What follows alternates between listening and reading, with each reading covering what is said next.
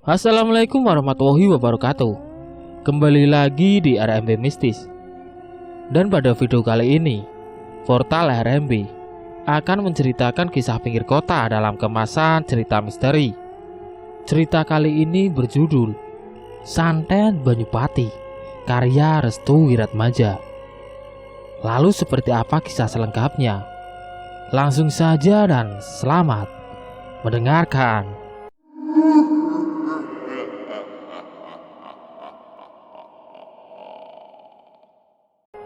Kejadian ini merupakan sebuah pengabdian sosial terhadap salah satu santet yang menyerang makanan atau sumber air sebagai salah satu cara untuk menjatuhkan usaha milik orang lain. Tangerang, 2015. Di dekat ibu kota, tepatnya di Tangerang, warung-warung makan berjejer luas di pinggiran jalan. Mereka yang berjualan dan membangun ruko di sana biasanya para pendatang yang kebanyakan berasal dari daerah Jawa Tengah dan sekitarnya. Sebut saja namanya Pak Cecep. Ia berasal dari daerah Tegal, Jawa Tengah. Pak Cecep membuka warung makan Tegal di salah satu tempat di daerah Tangerang. Ia bersama dengan istrinya, Bu Lastri, tinggal di warung itu sembari berjualan di waktu pagi sampai malam hari. Awal mereka berjualan tidak ada satupun halangan rintangan. Semua berjalan baik-baik saja. Omset yang mereka dapatkan pun sangat besar. Sehari mereka bisa meraup untung kurang lebih 5 juta rupiah. Itu dikarenakan tempat yang dijadikan lapak mereka berjualan berdekatan dengan pabrik di sana. Hal itulah yang membuat para pekerja di pabrik itu seringkali menjadikan warung Pak Cecep dan Bu Lastri sebagai tempat tongkrongan mereka di kala waktu istirahat tiba. Tepat di depan warung mereka terdapat warung nasi Padang. Warung itu dimiliki oleh pasangan suami istri yang juga bernama Pak Zainal dan Ibu Sofia. Semenjak ada warung Tegal yang dimiliki oleh Pak Cecep dan Bu Lastri, warung Padang milik Pak Zainal dan Bu Sofia semakin sepi. Dilihat dari harga nasi Padang dan juga nasi yang dijual di warung Tegal, justru nasi Padanglah yang sangat mahal karena sadar akan kehadiran warung Tegal dengan harga yang murah dan juga porsi yang lebih banyak. Alhasil para pekerja lebih menoleh ke arah warung makan Pak Cecep dan juga Bu Lastri. Fenomena kejadian ini membuat Pak Zainal dan juga Bu Sofia berpikir keras. Ia segera mencari cara agar warung Padang miliknya bisa kembali ramai dan juga bisa mengembalikan pasarnya lagi. Seperti biasa, waktu subuh dipergunakan oleh Pak Cecep dan Bu Lastri sebagai waktu yang produktif. Ia gunakan waktu itu untuk memasak dan menyiapkan segalanya. Akan tetapi sewaktu Pak Cecep membuka warungnya, ia terkejut karena lantai di depan warungnya sudah basah seperti tersiram air. Yang membedakan air tersebut merupakan air comberan. Dengan cepat Pak Cecep langsung mengambil air yang ia masukkan terlebih dahulu ke dalam ember, lalu membawanya ke depan warung dan menyirami lantainya agar bau comberan itu menghilang. Pak Cecep cukup resah dengan tangan-tangan jahil yang memang ingin mengacaukan usahanya. Terlebih lagi, dengan kondisi warungnya yang sedang naik daun, gangguan-gangguan aneh seringkali dirasakan oleh Pak Cecep dan juga Bu Lastri. Pernah suatu ketika, saat mereka berdua hendak menutup warung mereka di malam hari, keadaan jalanan sudah sangat sepi dan tidak ada orang sama sekali. Pak Cecep dan Bu Lastri mendengar tangisan suara wanita yang berasal dari atap rumah warungnya. Ketika dicek oleh Pak Cecep dan Bu Lastri, ternyata yang sedang menangis di atap rumahnya adalah sesosok kuntilanak dengan wajahnya yang tertutup oleh rambut panjangnya. Dengan cepat, Pak Cecep langsung meminta kepada Bu Lastri untuk mengambilkan segelas air putih. Lalu air itu dibacakan doa berisi ayat kursi dan surat-surat pengusir setan. Lalu air itu disiramkan ke arah kuntilanak yang sedang terduduk di atap rumah warungnya. Dengan seketika kuntilanak itu menghilang dan pergi. Kejadian-kejadian aneh yang memang sangat mengerikan selalu membuat Pak Cecep dan Bu Lastri terus bertanya-tanya. Ia sendiri benar-benar stres saat mengetahui banyak hal aneh terjadi juga pada dagangannya. Saat itu, tepat di Minggu pagi, Pak Cecep dan Bu Lastri berangkat menuju pasar untuk membeli keperluan dan bahan-bahan dagangannya. Karena memang usahanya merana kepada warung makan, ia membeli banyak bahan-bahan untuk digunakan sebagai lauk pauk dan lain sebagainya. Setelah mereka membeli semua barang-barang keperluannya, akhirnya Pak Cecep dan Bu Lastri kembali ke rumah untuk memasak semua bahan-bahan yang dibelinya tadi menjadi lauk pauk. Setelah semua masakannya telah bersiap, Pak Cecep mulai membuka warungnya dan memang kejadian yang sama terulang kembali. Pak Cecep mencium bau tak sedap yang berasal dari depan warungnya. Kali ini lantainya penuh dengan kotoran manusia yang entah siapa yang membuangnya secara sengaja. Pak Cecep langsung membersihkan kembali lantai depan warungnya. Namun tepat di depan warungnya, Pak Zainal telah berdiri sambil menatapnya.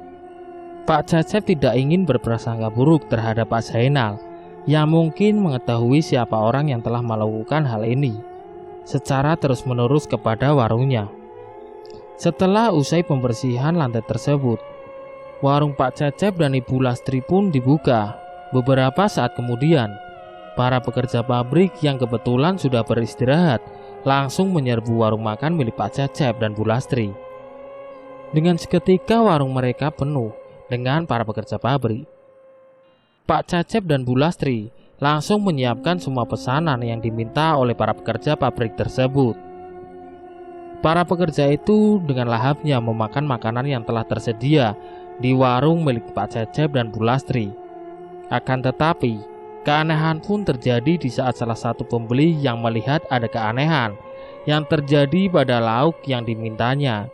Kebetulan saat itu ia minta lauk ikan yang dibumbui dengan bumbu kuning. Namun di bagian ikan tersebut telah penuh dengan belatung. Tentu saja orang itu langsung muntah-muntah. Para pembeli lainnya yang melihat itu pun melakukan hal yang sama. Mereka semua langsung mual seketika. Dan ketika mereka mengecek makanannya masing-masing, ternyata di bagian yang sama telah penuh dengan belatung. Bahkan yang paling parah, ada beberapa dari mereka yang memakan cacing yang berasal dari salah satu lauk yang memang telah ia makan sepenuhnya. Para pembeli yang kebetulan para pekerja di pabrik itu benar-benar kecewa dan marah besar kepada Pak Cecep serta kepada Ibu Lastri. Pak Cecep pun menjelaskan bahwa lauk pauknya baru saja ia masak pagi tadi dan tidak ada satupun bahan-bahan makanan yang busuk atau tidak layak dimasak.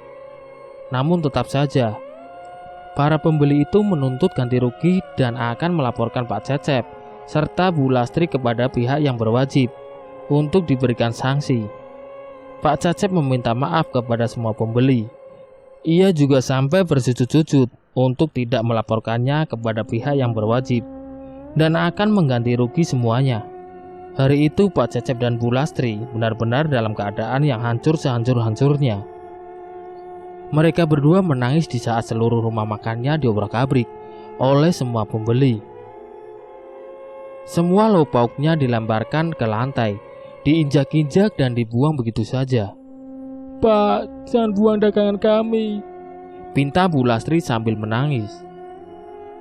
"Makanan kalian busuk semua," teriak para pembeli. Bu Lastri masih belum menyerah. Ia memegangi kaki salah satu pekerja yang ingin menghancurkan piring-piring dan seluruh alat-alat makan. Namun, justru pembeli itu menendang kepala Bu Lastri hingga terbentur lantai. "Ampuni kami, Pak. Kami tidak tahu kalau lauk kami seperti ini." Tangisan dan rintihan minta maaf yang diarahkan oleh Bu Lastri tidak berdampak sedikit pun kepada para pembeli yang sudah kecewa. Mereka masih belum puas dengan apa yang selama ini ia makan. Ternyata berasal dari bahan-bahan yang tidak layak untuk dimakan.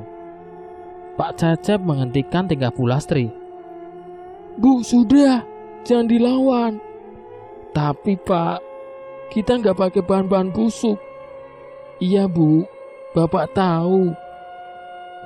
Piring dan gelas semua dipecahkan. Kita harus bagaimana Pak?" "Ibu yang sabar, ini ujian Allah." Bu Lastri menangis terseduh-seduh. Ia memeluk tubuh suaminya karena sudah tidak tahan kuat dengan ujian yang benar-benar membuat dirinya hancur seketika. Warung Pak Cecep dan Bu Lastri benar-benar hancur. Semua pembeli juga sudah tidak percaya lagi dengan apa yang telah dijual oleh keduanya. Hanya tangisan dan rintihan dari mulut Bu Lastri yang kini didengar oleh Pak Cecep. Warung ditutup seketika untuk menghindari fitnah yang lebih besar. Di hadapan Bu Lastri, Pak Cecep berusaha untuk menenangkan istrinya. Istighfar Bu, istighfar. Semua ini ujian. Pak, kita pulang aja ke Tegal. Ibu udah gak sanggup lagi di sini. Bu, ingat, kalau kita pulang ke Tegal, siapa yang biayain anak-anak kita? Kalau kita di sini terus, nanti banyak orang yang jahatin kita. Apa yang dikatakan oleh Bu Lastri ada benarnya. Pak Cecep berpikir bahwa ada seseorang yang benar-benar iri kepadanya dan berusaha menjatuhkan segala usahanya dengan cara apapun. Ia pun meminta kepada istrinya untuk tenang dan beristighfar, sembari menunggu jalan keluar dari permasalahan yang sedang dirasakannya. Semenjak ditutupnya warung milik Pak Cecep dan Bu Lastri, warung Padang milik Pak Zainal dan Ibu Sofia mendadak ramai. Para pekerja dari pabrik itu mengantri panjang di hadapan warung makan milik Pak Zainal dan Ibu Sofia. Pak Cecep semakin curiga. Ia meyakini bahwa dalang di balik ini adalah Pak Zainal sendiri. Karena saat dirinya hendak membersihkan lantai depan warungnya yang penuh dengan kotoran manusia, Pak Zainal sudah berdiri di depan warungnya sambil menatap tajam ke arahnya. Namun sekali lagi, Pak Cecep benar-benar tidak ingin mengambil keputusan terlalu cepat. Ia pun meminta bantuan kepada seorang temannya yang kebetulan paham akan masalah ini. Orang tersebut bernama Pak Sarip. Pak Sarip pun langsung dibawa ke rumah makan milik Pak Cecep. Saat tiba di rumah makan sekaligus rumah Pak Cecep, Pak Sarip terkejut dengan banyaknya penghuni yang sudah memenuhi seluruh ruangan rumah milik Pak Cecep dan Bu Lastri. Pak Sarip pun meminta segelas air dan garam dapur yang kasar untuk digunakan sebagai mengusir para sosok yang telah menempati rumahnya, dengan tujuan untuk menghancurkan rumah makan milik Pak Cecep dan Bu Lastri. Dengan cepat Pak Cecep pun menyiapkan semua kebutuhan yang diinginkan oleh Pak Sarip. Rumah makanmu telah disantet oleh orang yang iri kepadamu, ucap Pak Sarip. Disantet? Nama santetnya adalah Santet Banyupati. Santet Banyupati? Santet ini menyerang sumber air, lalu ia akan membuat makanan menjadi busuk. Setelah itu, semua hewan-hewan yang terlihat menjijikan akan muncul di tiap makanan tersebut. Pak Sarip pun meminta kepada Pak Cecep untuk menaburkan garam kasar itu di tiap ruangannya, baik di tempat di mana ia akan memasak, tempat di mana para pembeli akan makan, dan lain sebagainya. Pak Cecep pun melakukan semua yang diminta oleh Pak Sarip. Setelah semuanya selesai, Pak Sarip pun terduduk diam sambil menghisap rokok kreteknya. Ia kemudian memberitahu kepada Pak Cecep jika tepat di depan warungnya ada sosok ular berukuran besar yang memang menjadi sebuah tuan dari seluruh sosok yang menyerang warungnya. Pak Cecep pun menanyakan kepada Pak Sarip, bagaimana caranya supaya tidak diganggu? Mereka akan hancur dengan sendirinya dalam waktu 3 hari. Mendengar perkataan itu, Pak Cecep tidak bisa menjawab apapun. Pak Sarip sendiri telah memasang pagar gaib di sekitaran warung milik Pak Cecep dan Bu Lastri agar serangan-serangan santet tidak menyerang kembali. Pak Cecep pun hanya bisa mengucapkan terima kasih kepada Pak Sarip. Sebelum Pak Sarip benar-benar pulang, ia berpesan kepada Pak Cecep untuk tidak berjualan terlebih dahulu selama 3 hari. Pak Cecep pun mengikuti arahan Pak Sarip. Singkat cerita, keesokan harinya, tepat di hari pertama, Pak Cecep tidak berjualan. Ia bahkan sibuk untuk mempersiapkan warungnya dan kembali memulai dari nol lagi. Dan beruntungnya Bu Lastri mau membantu dan berjuang lagi dari awal. Di hari kedua, Pak Cecep masih melihat keramaian di depan warung makan milik Pak Zainal dan Ibu Sofia. Bahkan para pembeli semakin ramai, sehingga menyewa banyak karyawan untuk melayani para pembeli yang semakin hari semakin membludak. Namun, tepat di hari ketiga, kejadian yang tidak terduga benar-benar terjadi. Warung makan milik Pak Zainal dan Ibu Sofia terbakar seketika. Semua barang-barang yang berada di warung tersebut ludes terbakar. Dan anehnya belum tahu apa penyebab terbakarnya warung makan milik Pak Zainal dan Ibu Sofia. Pak Zainal dan Ibu Sofia pun bangkrut seketika. Warung makannya mendadak ditutup secara paksa. Malam harinya, Pak Sarip mendatangi Pak Cecep. Ia mengatakan kalau Pak Cecep boleh membuka warung makan untuk besok hari. Namun, sebelum itu Pak Sarip menjelaskan, jika sesuatu yang menyebabkan warung makan Padang milik Pak Zainal dan Ibu Sofia terbakar adalah karena ulah sosok ular tersebut. Ia meminta tumbal nyawa seseorang karyawannya. Namun Pak Zainal menolak. Alhasil warung itu dihancurkan oleh sosok siluman ular yang merupakan bagian dari santet Banyupati. Dan akhirnya mereka yang benar-benar ingin menjatuhkan orang lain akan jatuh dengan sendirinya.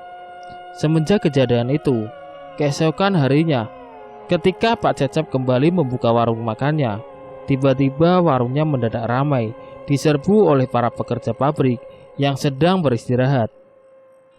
Dan para pekerja yang telah menganiaya atau telah membuat warung Pak Cecep tutup, akhirnya meminta maaf. Akhirnya, Pak Cecep kembali merintis usahanya, walaupun telah dijatuhkan oleh orang yang benar-benar ingin menghancurkannya, dengan cara mengirim santet kepada warungnya dengan jenis santet Banyupati. Semoga cerita ini menjadi pelajaran berharga bagi kita untuk tidak iri terhadap pencapaian orang lain dan tidak menjatuhkan usaha orang lain, karena nantinya akan berdampak pada diri kita sendiri. Portal RMB, cerita yang berjudul Santet Banyupati pun selesai. Nantikan video selanjutnya di konten berikutnya. Sekian. Wassalamualaikum warahmatullahi wabarakatuh.